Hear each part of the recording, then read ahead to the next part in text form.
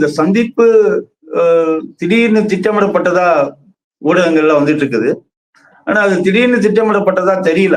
September 5ஆம் தேதி செங்கோட்டையன் ஒரு கெடு விதிக்கிறார். 10 நாட்களுக்குள் நீங்க இணைப்பு பற்றி நீங்க முடிவெடுக்கணும் அப்படின்னு சொல்றாரு அவரு.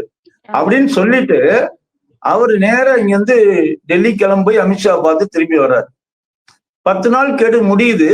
யாருக்கு கெடு விதிச்சாரோ அந்த எடப்பாடி பழனிசாமி இங்க இருந்து கிளம்பி டெல்லிக்கு போய் அதே அமித்ஷாவை பார்த்து சொல்லிட்டு வர்றாரு.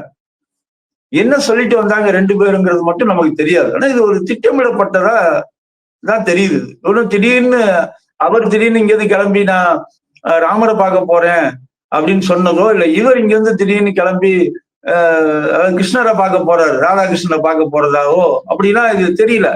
இது அதிமுகவுடைய உட்கட்சி விவகாரத்தை அமித்ஷாவிடம் ஒப்படைத்து விட்டு 2 பேரும் வந்திருக்காங்கிறதா நமக்கு வந்து தெரியுது.